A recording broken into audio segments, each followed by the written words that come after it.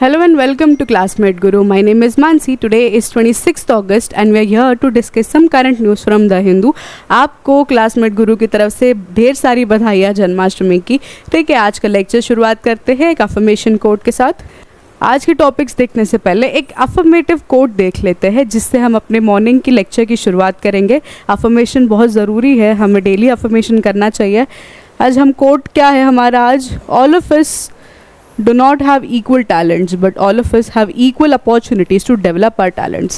APJ Abdul Kalam ji हमारे former president कहते हैं कि हमारे पास इक्वल टैलेंट्स नहीं होते हैं, किसी के पास भी सेम टैलेंट नहीं होता है, हाथ की 5 उंगलियां सेम नहीं होती है, बट हमारे पास अपॉर्चुनिटीज़ इक्वल होती है। ठीक है, हमारे पास जो अपॉर्चुनिटीज़ होती है वो सबको इक्वल मिलती है कि हम अपना टैलेंट उस हिसाब से डेवलप करें। ठीक है, इस मॉर्निंग अफर्मेशन कोट के साथ हम आगे स्टार्ट करते हैं आज के टॉपिक्स की। आज के टॉपिक्स है ये हाईलाइटेड न्यूज़ ये है, इसके बारे में हम आज डिस्कशन करेंगे। Attacking हजबुल्ला Israel fighter jets launch strike across Lebanon. अब इसराइल ने लेबनान में जो है एक स्ट्राइक जो है एयर स्ट्राइक बोली है। क्यों ये अटैक हुआ, क्या रीज़न था इस अटैक के पीछे का, वो हम आगे इस आर्टिकल में देखेंगे। India to take up flight of standard citizens in Sao Paulo with Brazil minister. ठीक है, ब्राज़ील में कुछ इंडियन सिटीजन्स और कुछ एशियन सिटीजन्स जो है वो फंसे हुए हैं साओ पाउलो के इंटरनेशनल एयरपोर्ट पे। तो वो क्यों फंसे हैं, क्या रीज़न है उनका, और इंडिया क्या कम्युनिकेट करेगी ब्राज़ील मिनिस्टर्स से, वो हम आगे इस आर्टिकल में देखेंगे। Me too movement in Malayalam film industry puts LDF government back on foot. Me too movement का यहाँ पर जिक्र हुआ है। मी टू मूवमेंट है क्या, इस आर्टिकल में पूरा पढ़ेंगे। मी टू मूवमेंट ने मलयालम इंडस्ट्री में किसके ऊपर एलिगेशन लगा है मी टू मूवमेंट का, वो भी हम पढ़ेंगे इस आर्टिकल में।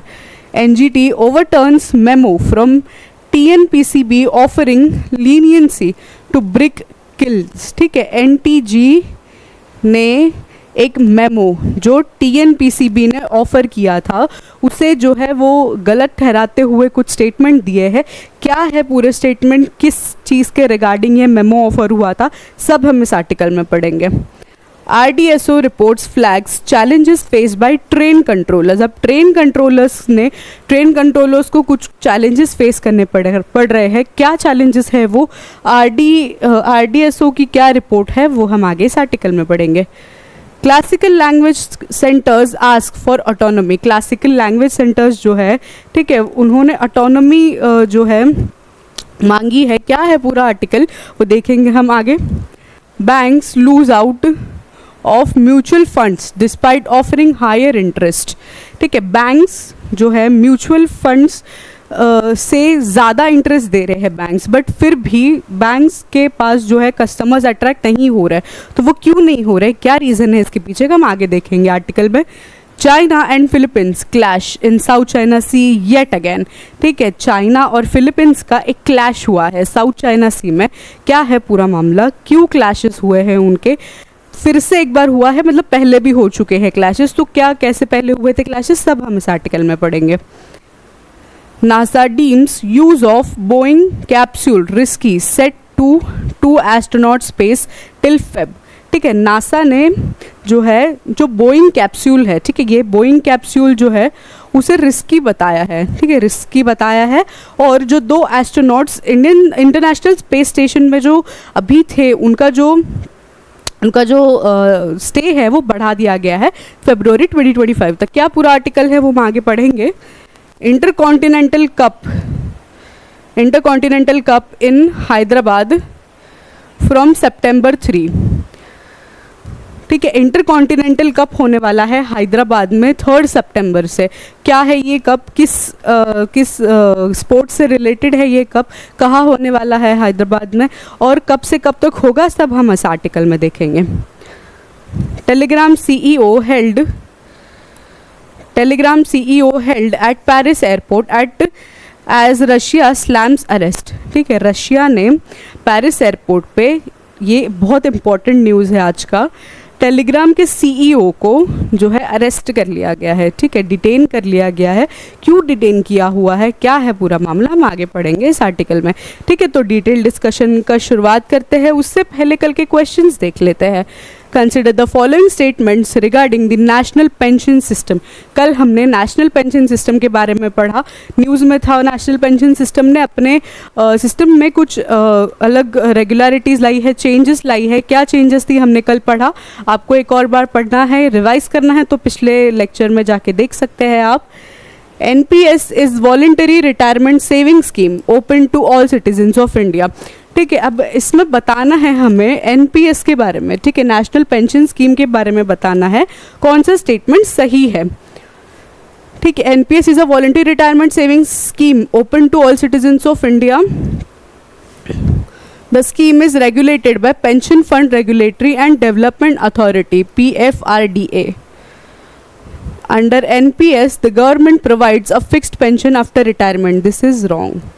ठीक है, अभी फ़िलहाल NPS में चेंजेस जो आएंगे, लाने की जो कोशिश करी जाएगी, उसके अंदर कुछ नॉर्म्स है, ठीक है, कुछ रेगुलेशंस के बाद वो आएंगी, ठीक है। कल हमने पढ़े हैं वो, तो अभी के लिए ये स्टेटमेंट गलत हो जाता है, ठीक है। बट जब नई स्कीम अप्लाई होना शुरू हो जाएगी तो ये स्टेटमेंट भी सही हो जाएगा, ठीक है। एक फिक्स्ड जो पेंशन है वो अप्लाई कर दी जाएगी कुछ सिटीजन्स को जो एलिजिबल होंगे उसके लिए, ठीक है। तो अभी के लिए फर्स्ट और सेकंड सही है, ठीक है। आगे बढ़ते हैं।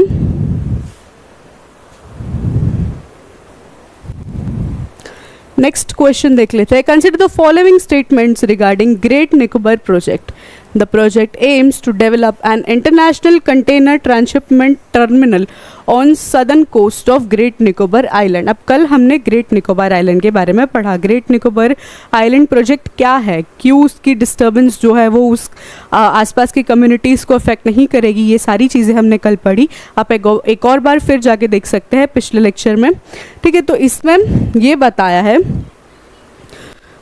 इसमें ये बताने की कोशिश कर रहे हैं कि ये ग्रेट निकोबार प्रोजेक्ट के बारे में कुछ स्टेटमेंट्स हमें बताना है कौन सा सही है, ठीक है। Project aims to develop international container transshipment terminal on the south coast of Great Nicobar island. Yes, this is true.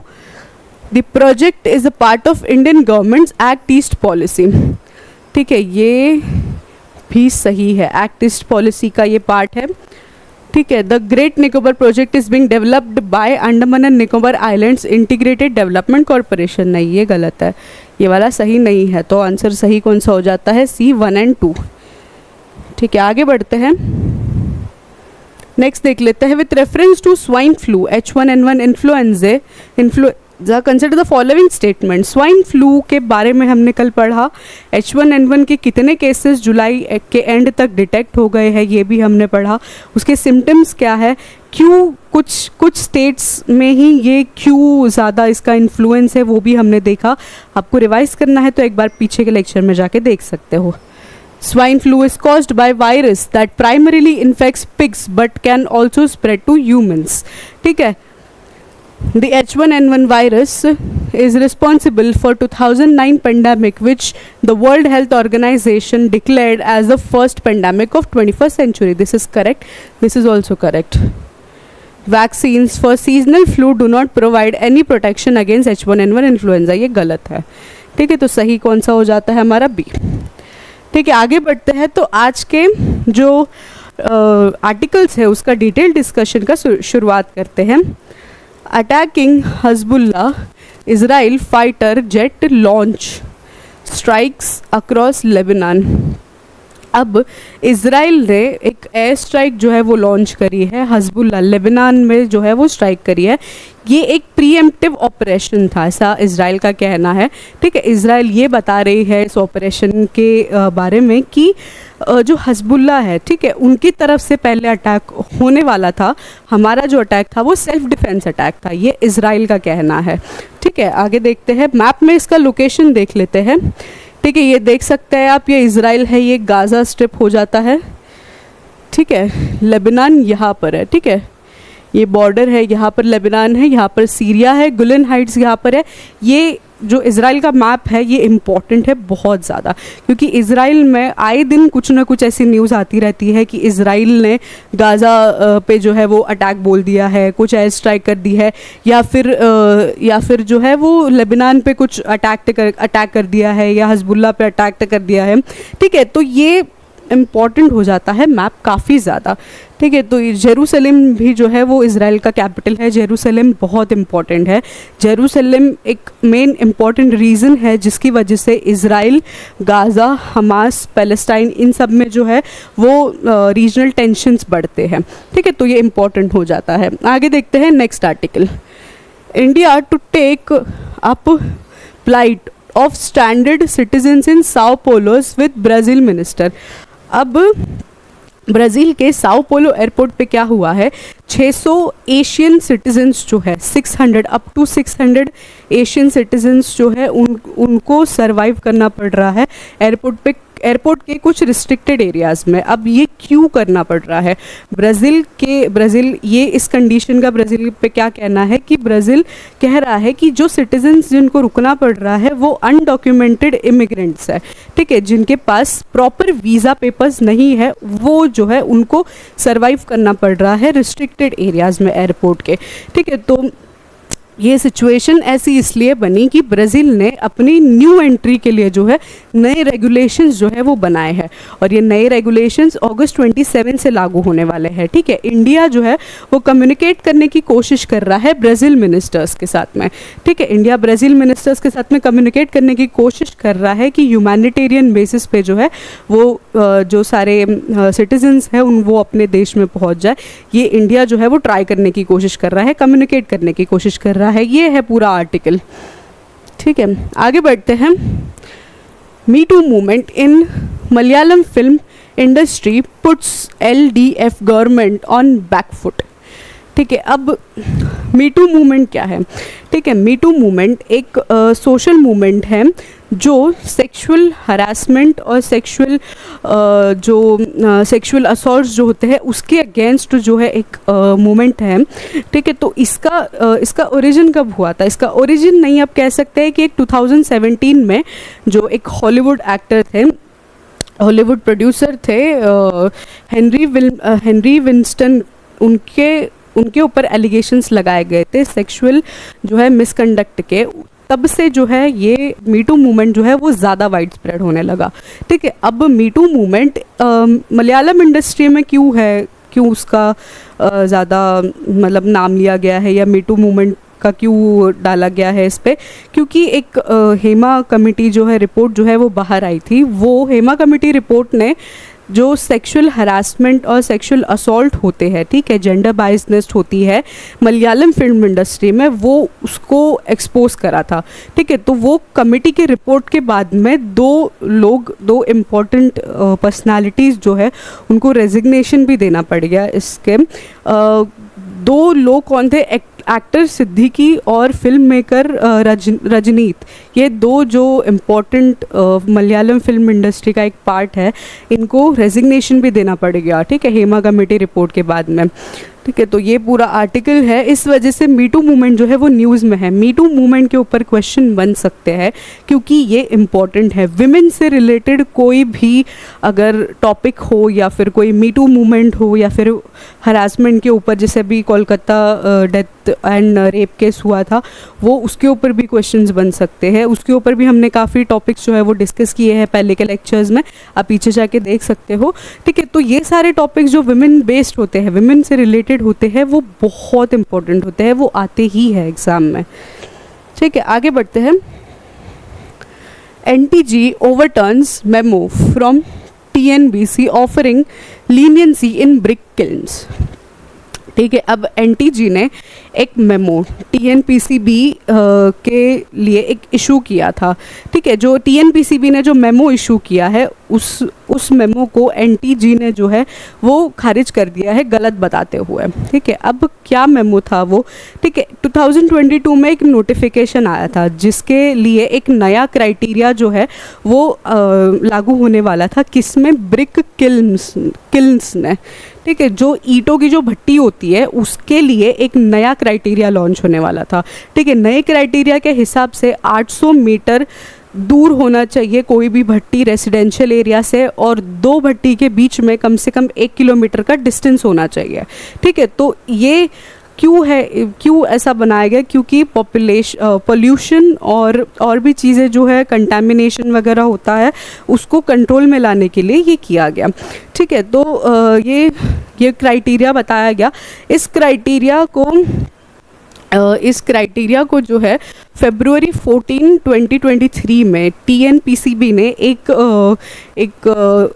Order issue किया। उसमें इस क्राइटेरिया का जिक्र था। इस क्राइटेरिया को जो है वो इसके बारे में क्या बताया गया कि जो न्यू क्राइटेरिया है वो नए आने वाले भट्टी, नए जो एस्टैब्लिश होंगी भट्टी, उसी के ऊपर लागू होगा।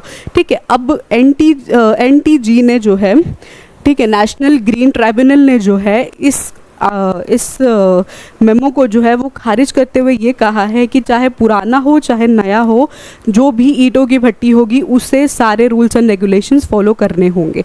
जो रूल्स अभी मैंने थोड़ी देर पहले बताए वो सबको फॉलो करने होंगे। ठीक है, अगर कोई नहीं है, अगर वो कोई भी मतलब इंफ्रास्ट्रक्चर की वजह से नहीं फॉलो कर पाता वो नॉर्म्स को, वो रेगुलेशंस को, तो वो ईंटों की भट्टी बंद कर दी जाएगी, बट ये फॉलो होंगे रूल्स। ठीक है, NTG के बारे में जान लेते हैं। नेशनल ग्रीन ट्राइब्यूनल कौन सी एजेंसी है? ये फॉर्म हुई थी 2010 में। हेडक्वार्टर्स है इसका इंडिया, न्यू दिल्ली में। ठीक है, एजेंसी एग्जीक्यूटिव कौन है? प्रकाश श्रीवास्तव चेयरपर्सन, अफराज अहमद मेंबर। ठीक है, पेरेंट एजेंसी कौन सी है इसकी? Ministry of law and justice, department of legal affairs. ठीक है, इसके अंडर आता है ये NGT, नेशनल ग्रीन ट्राइब्यूनल। आगे बढ़ते हैं। RDSO's report flags that challenges faced by train controllers। ठीक है, अब ट्रेन कंट्रोलर्स को जो है कुछ चैलेंजेस फेस करने पड़ रहे हैं, उसके बारे में हम पढ़ेंगे। क्या है पूरा आर्टिकल? ठीक है, recent report by research design and standards of organization RDSO has flagged several challenges faced by train controllers. अब ट्रेन कंट्रोलर्स को क्या चैलेंजेस फेस करने पड़ रहे हैं? High vacancy rates. The report identifies a significant 15 to 24 vacancy rate among the section controllers, leading to increased workloads. ठीक है, इतनी जो 15 to 24% जो है वो वैकेंसी है अभी भी ट्रेन कंट्रोलर्स के बीच में। तो इतनी जब वैकेंसी है तो बाकी जो ट्रेन कंट्रोलर्स जो अभी सर्विस कर रहे हैं उनके ऊपर वर्कलोड ज़्यादा बढ़ जाता है। ठीक है, ये एक चैलेंज है ट्रेन के कंट्रोलर्स के ऊपर। Stress and health concerns, this shortage affects both quality of work and ability to manage leave and rest periods. ठीक है, लीव और रेस्ट पीरियड्स मैनेज करने के लिए एक चैलेंज बन जाता है ये। और जाहिर सी बात है कि अगर कोई लीव प्रॉपर नहीं ले रहा है या रेस्ट नहीं दे रहा है अपनी बॉडी को, तो बॉडी ऑब्वियसली स्ट्रेस्ड फील करेगी, मतलब एग्जॉस्टेड फील करेगी, तो उससे जो है उनके काम के ऊपर भी इफेक्ट होगा। और ट्रेन चलाना बहुत इम्पॉर्टेंट है क्योंकि इतने लोगों की जिम्मेदारी होती है ट्रेन कंट्रोलर के कंधों पे, तो ये इम्पॉर्टेंट हो जाता है। पे and career growth, the current पे scale for section controllers is unattractive with no substantial finance incentive for station masters who make up the majority of applicants to apply for this position। ठीक है, पे और career growth. ठीक है, इसमें क्या, इस पॉइंट में क्या बताने की कोशिश कर रहे हैं कि फाइनेंशियल इंसेंटिव जो है वो नहीं प्रोवाइड करवाया जाता है।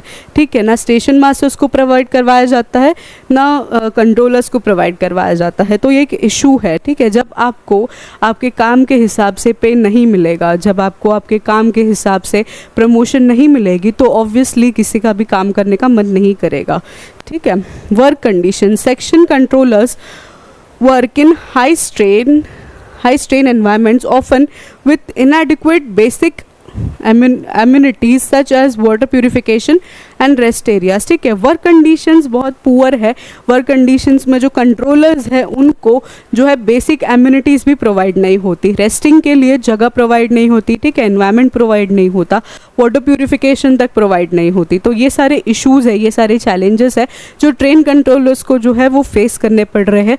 इसके लिए कुछ नॉर्म्स, कुछ रेगुलेशंस आने चाहिए, कुछ चेंजेस आने चाहिए। अगर नहीं आए तो ट्रेन एक्सीडेंट वैसे ही इंडिया में बहुत ज़्यादा बढ़े हुए दिखते हैं हमें। ठीक है, कहीं ना कहीं कुछ ना कुछ ट्रेन एक्सीडेंट हो ही जाता है, तो इस वजह से ट्रेन एक्सीडेंट्स जो है वो लीड करते हैं ये सारी चीज़ों को। ठीक है, आगे बढ़ते हैं, नेक्स्ट आर्टिकल देख लेते हैं।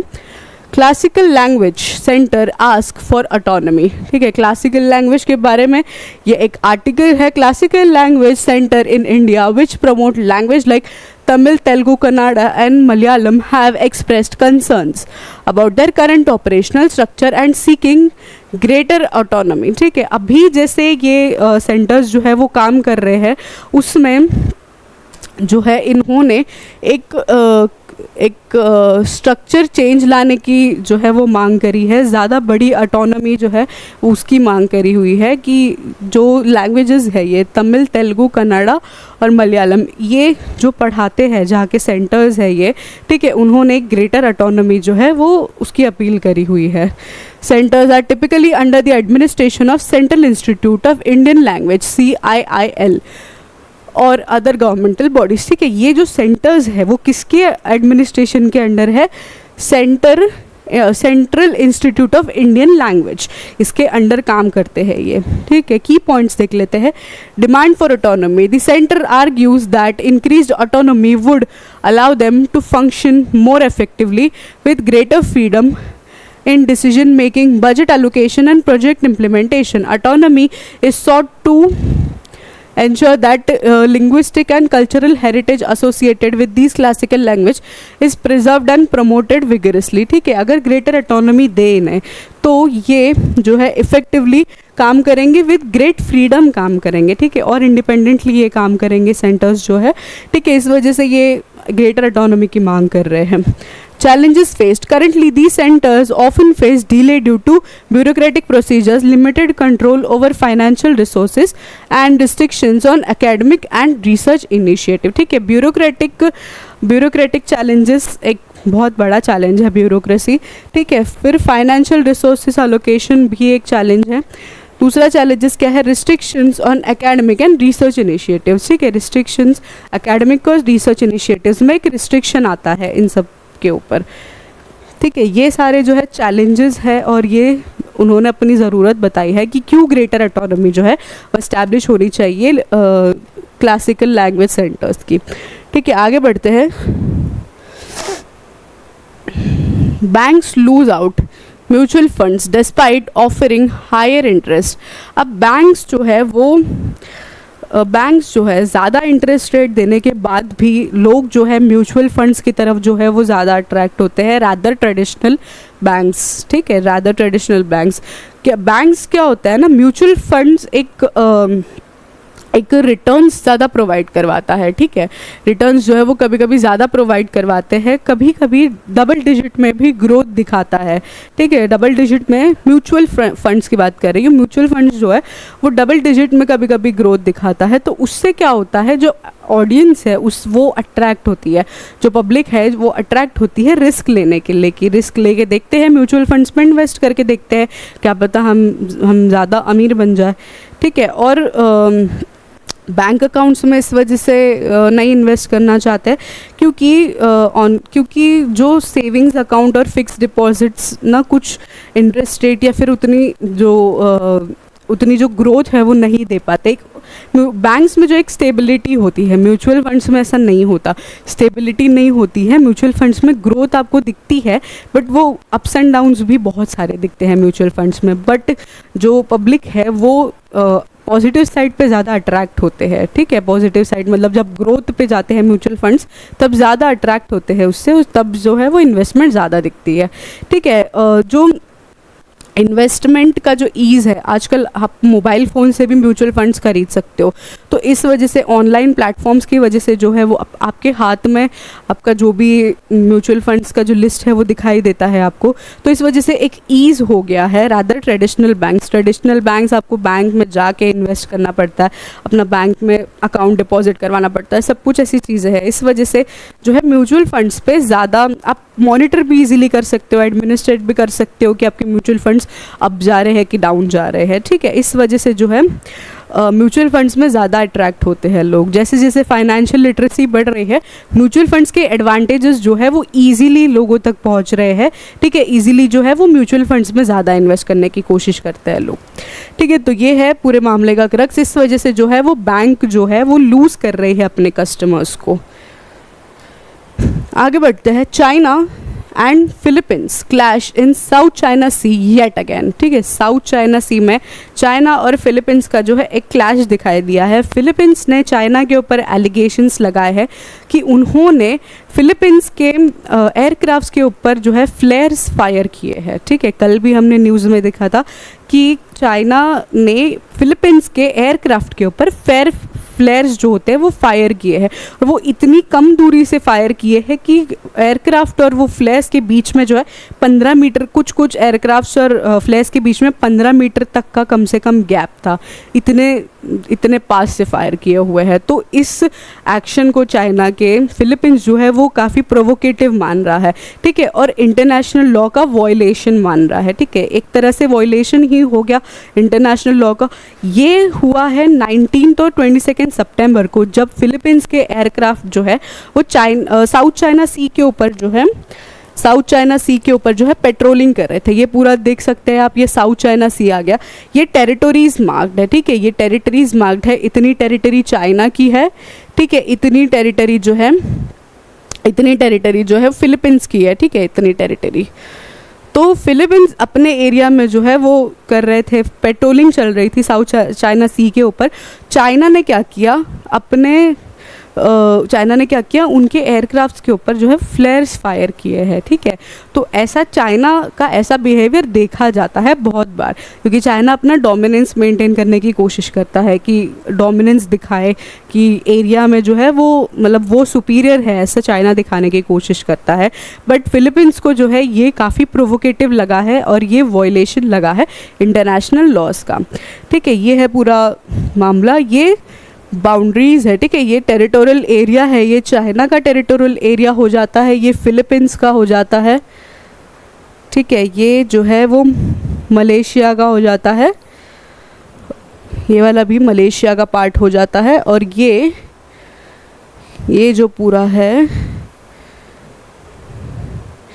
ठीक है, ये हो जाता है वियतनाम का, ठीक है। चाइना का सबसे ज़्यादा इन्फ्लुएंस यहाँ पे देखा जाता है, ठीक है। चाइना का टेरिटोरियल एरिया जो है वो ब्रॉडर है इस वजह से, ठीक है। आगे बढ़ते हैं, नेक्स्ट आर्टिकल देखते हैं। NASA deems to use Boeing capsule risky, set to keep 2 astronauts in space till Feb.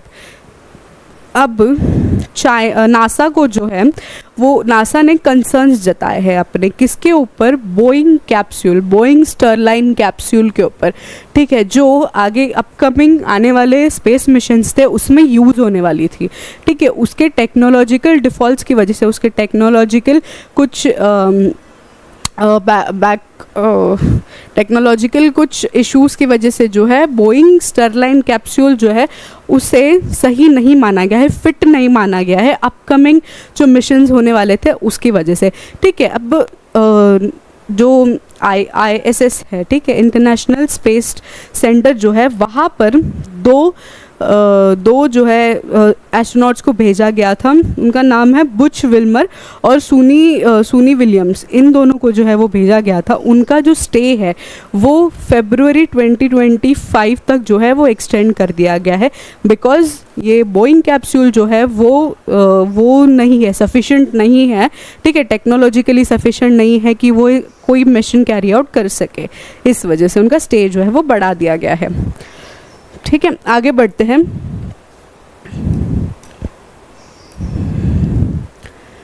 Intercontinental cup in Hyderabad from September 3।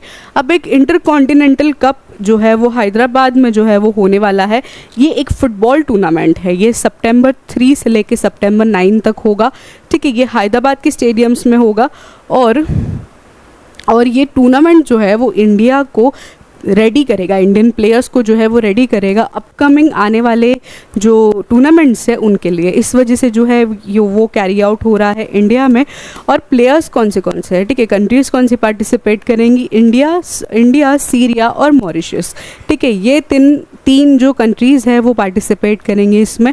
तीनों कंट्रीज़ सितंबर 3 से सितंबर 9 तक जो है यहाँ पर इंडिया में जो है वो टूर्नामेंट में पार्टिसिपेट करेंगे। ये एक फुटबॉल टूर्नामेंट है, ठीक है। ये बूस्ट करता है, इकोनॉमी को भी बूस्ट करता है, हैदराबाद की इकोनॉमी को बूस्ट करता है और भी चीज़ों को बूस्ट करता है, टूरिज़्म को जो है वो बूस्ट करता है, ठीक है। और इंडियन प्लेयर्स को जो है वो और स्ट्रेंथन और बढ़ाता है, उनकी स्ट्रेंथ। ऐसे टूर्नामेंट जो है वो खेलने चाहिए, उससे क्या होता है तो प्लेयर्स की प्रैक्टिस भी बढ़ती है और अपकमिंग टूर्नामेंट, इंटरनेशनल टूर्नामेंट्स के लिए जो है वो प्लेयर्स रेडी होते हैं, ठीक है। आगे बढ़ते हैं, नेक्स्ट आर्टिकल देखते हैं। Telegram CEO held at Paris airport as Russia slams arrest, ठीक है। अब रशिया ने क्या किया है, रशिया ने पेरिस एयरपोर्ट पे CEO पवेल दुरोव, ये टेलीग्राम के CEO, इन्हें जो है वो डिटेन कर दिया गया है, हिरासत में ले लिया गया है, ठीक है। ये जो है वो अरेस्ट जो है वो रशिया के द्वारा हुआ है, ठीक है।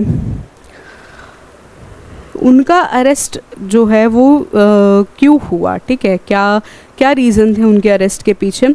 उनका अरेस्ट इस वजह से हुआ कि उनके ऊपर एलिगेशंस लगाए गए थे कि उनके ऐप के थ्रू, जो टेलीग्राम ऐप है उसके थ्रू मनी लॉन्ड्रिंग के केसेस जो है वो मनी लॉन्ड्रिंग हो रही थी, ठीक है, और ड्रग ट्रैफिकिंग हो रही थी, और जो सेक्सुअल असॉल्ट है माइनर्स के ऊपर, ठीक है, सेक्सुअल एक्सप्लॉयटेशन है माइनर्स के ऊपर, उस कंटेंट को जो है काफ़ी शेयर किया जा रहा था, उस कंटेंट को जो है काफ़ी बढ़ावा दिया जा रहा था, ठीक है। इस वजह से जो है इनको जो है पवेल दुराव को जो है उन्हें जो है अरेस्ट कर दिया गया है।